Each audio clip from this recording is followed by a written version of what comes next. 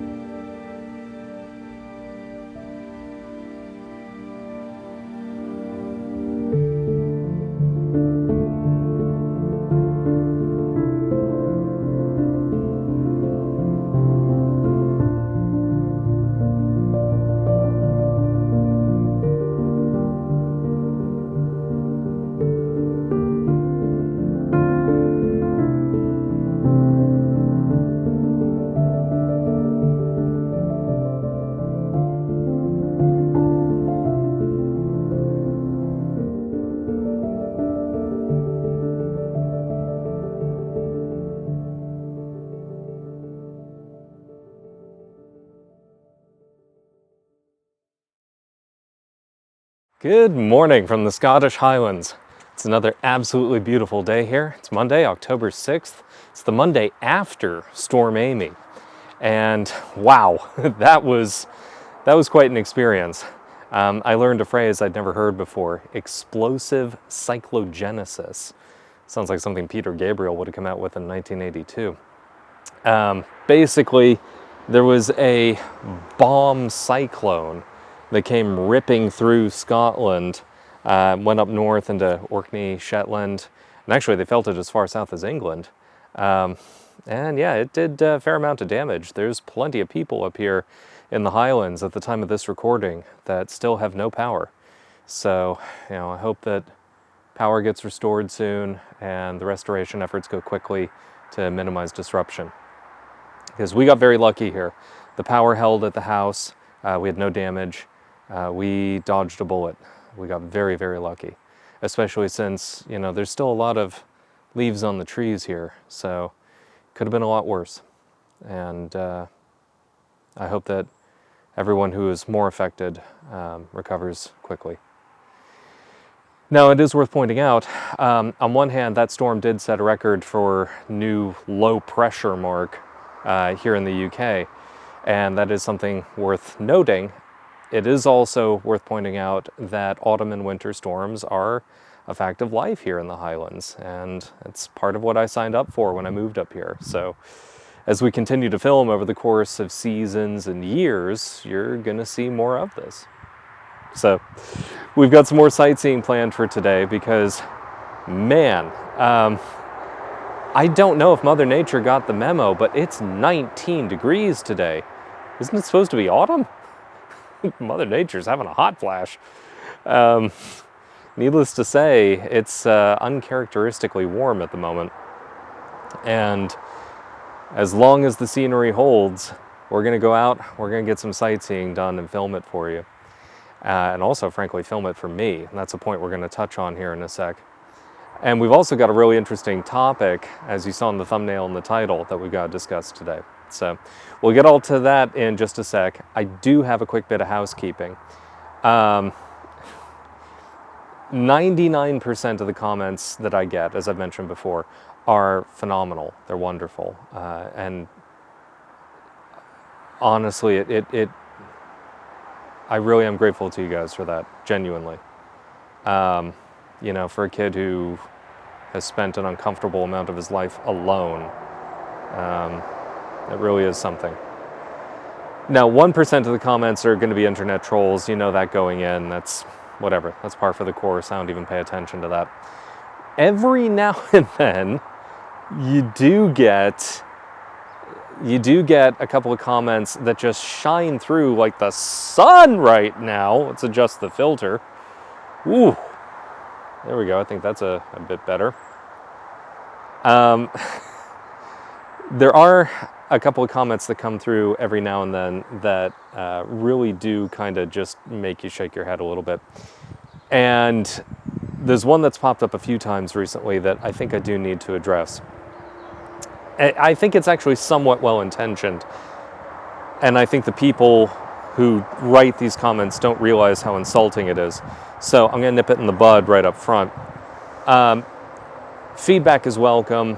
Suggestions are welcome. I love it when you guys give me tips on where to film, what to go see and do. That's phenomenal. I love that. But every now and then someone will comment something along the lines of, hey, you should stick to landscape cinematography and sightseeing because I tune into this channel to get information about Scotland, living in Scotland, and the sightseeing. And your personal life, frankly, gets a bit heavy at times and makes me really uncomfortable. And that's not what your channel is about. Your channel is about the sightseeing and the information. You should stick to that. Oh, really? Okay. You're going to tell me what my channel's about. No, you're not.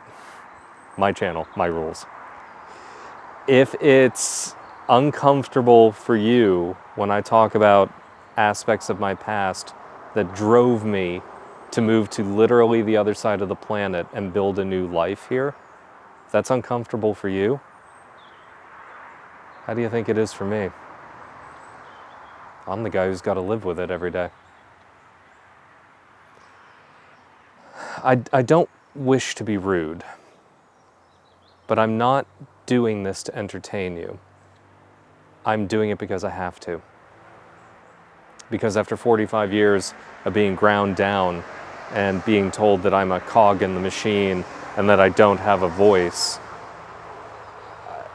it's my turn. It's my turn to speak. This is my voice. I'm building a new life here in Fantasyland, and I'm documenting it, frankly, for my enjoyment. I don't care if anyone watches this. Believe me, it's wonderful if people watch it. I appreciate that. I love it. And yes, it would be fantastic if this channel suddenly turned into like something that made a bunch of money and I could pay off this mortgage on this house before I'm a senior citizen. But that's not why I'm doing this. I'm doing this really for myself. And a lot of you have commented, you know, it's very authentic, it's very real, it's very raw. Yeah, it is. It's not scripted, it's not staged. But the price tag for having something this real is that you're going to have context behind that, which involves elements of my backstory and my personal life and the pain that drove me here. And if that's too uncomfortable for you, just keep in mind, you're not the guy who has to live with it every day. And you can switch off anytime you want. There are a million other channels here. There's plenty of stuff for you to go enjoy. You don't have to watch me. But if you want to enjoy this channel, the price tag is you gotta put up with me.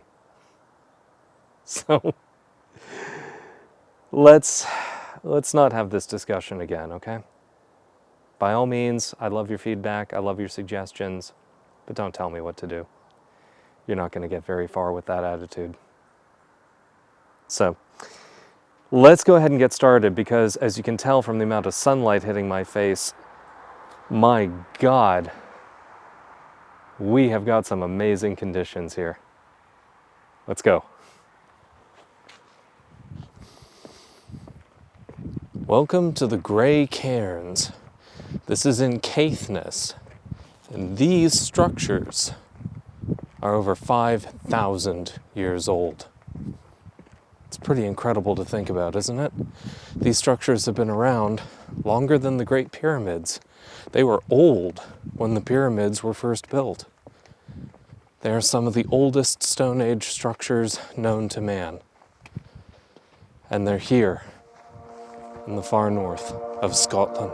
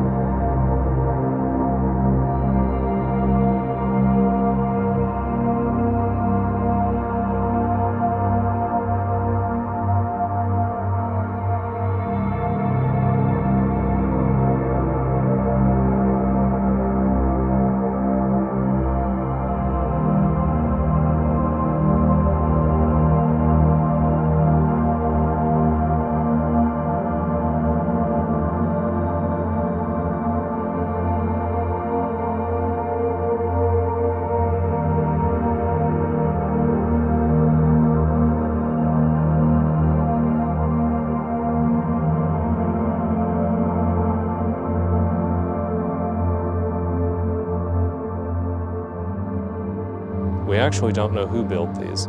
There are no records from the Stone Age. However, we do have records from the early days of the Scots. They've been here for about 1,500 years, give or take. And what they have achieved as a tribe of humanity is truly remarkable. There are so many tribes and cultures that have come and gone, and they're little more than footnotes or perhaps chapters in a textbook. But the Scots endure. They're still here. And I'm here as an immigrant because my whole life I've searched for a home. And I found it here. And I want to see it preserved. I don't want to see all of this become a footnote in a textbook read in another language by some other culture that doesn't even exist yet. And so we should talk about the challenges that Scotland faces and what can be done to preserve and cherish this amazing culture.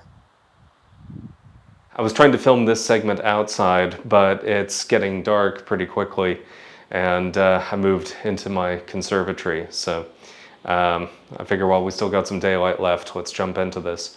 The topic of this week's episode is immigration. And obviously this is an extreme powder keg issue on both sides of the Atlantic right now. Since I'm an immigrant myself, and I left the most powerful country on earth to live in the Scottish Highlands and build a new life here, that gives me a somewhat unique perspective on this matter, so I do want to discuss it. Immigration traditionally is a band-aid for plugging gaps in your society. And the catch is when you have falling birth rates, you have more gaps. So the birth rate that we need to maintain a population is 2.1 children per woman. We're nowhere near that. We're at like 1.4, I believe.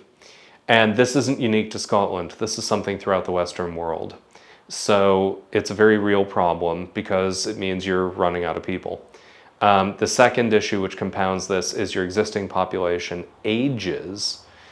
So as someone ages, typically they need more medical services and they're pulling more from the social safety net, and you literally don't have enough young people to fund that social safety net.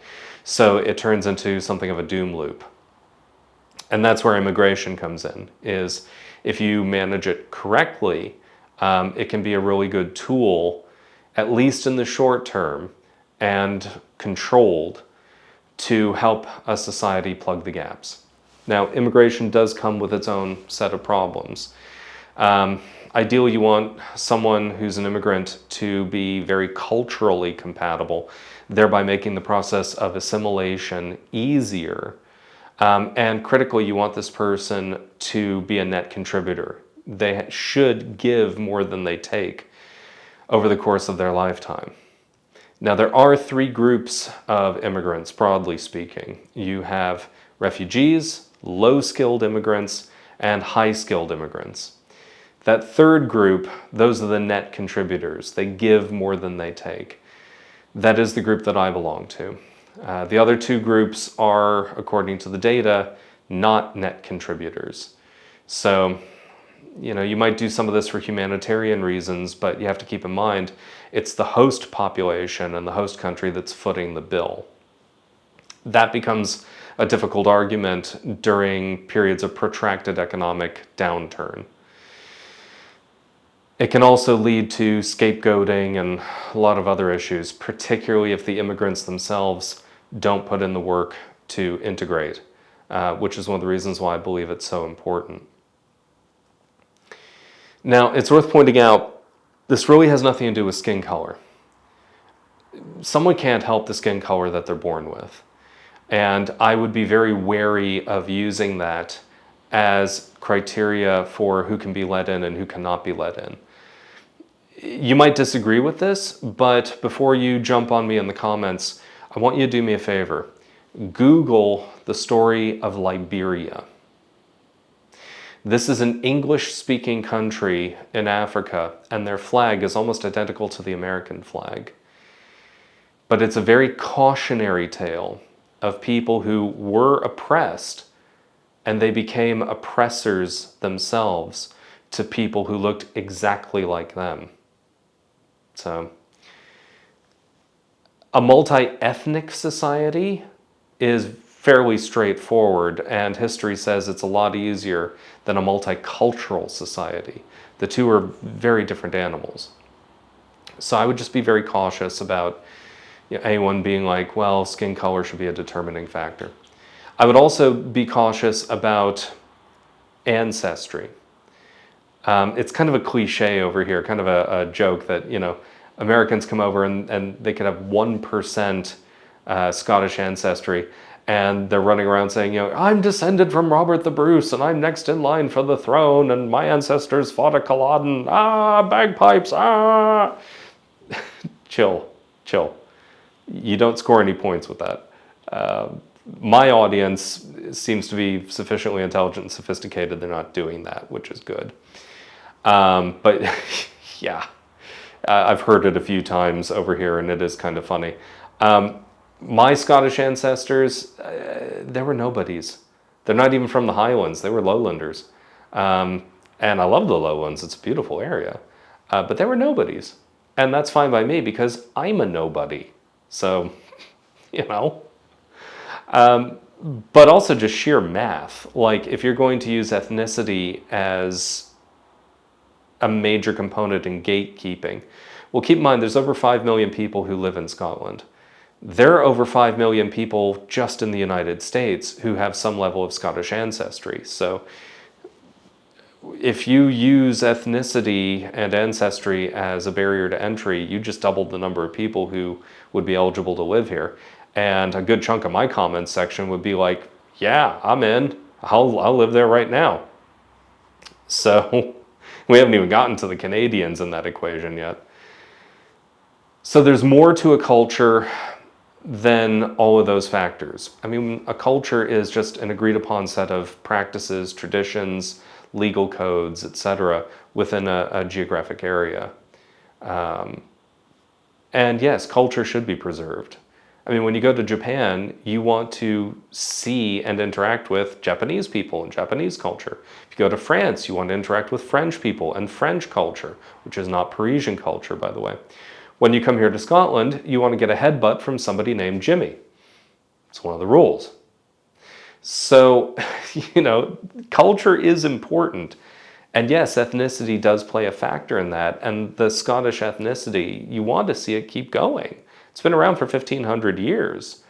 I want to see it endure. There are many cultures and ethnicities throughout history that have been absorbed, wiped out. They're just no longer with us. And I don't want to see that happen here.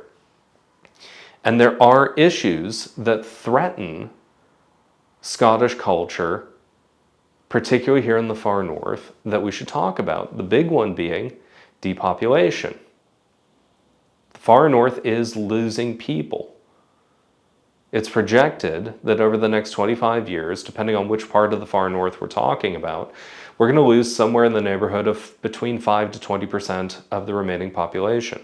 That's pretty significant, especially since I just read an article this morning that down south from here in Rossshire, there are schools that are running at 31% capacity because we're running out of children. Like that's a big deal. So if you assume nothing happens and the trends just continue to play out, the big question is, will anything stop it? And I think the one thing that will slow it down and possibly stabilize the situation, but again, there's going to be winners and losers in this equation, is the great wealth transfer. You're going to have millennials and Gen Xers inheriting from boomers and silent generation. Some of them can live and work remotely, and they are going to look around and go, okay, where can I go where I get the most bang for my buck? This has already started. The greater Inverness area and the inner Moray Firth have seen tremendous growth in their population because of inward migration. Not people like me coming from the outside. We're talking about just people already living here in the UK. That's going to continue, particularly as climate bands shift. And there will be a knock-on effect because real estate in the far north is less expensive than further south. So as prices continue to go up, you have inward migration, you're going to have more people looking further afield. So I think that will in time start to stabilize the numbers here. But there are winners and losers in this equation. The big losers are, local families, local kids who can't afford to buy a home in their own hometown. Without direct government intervention, that's not going to change. And so you're going to have more younger people moving out to seek their fortune, more older people moving in.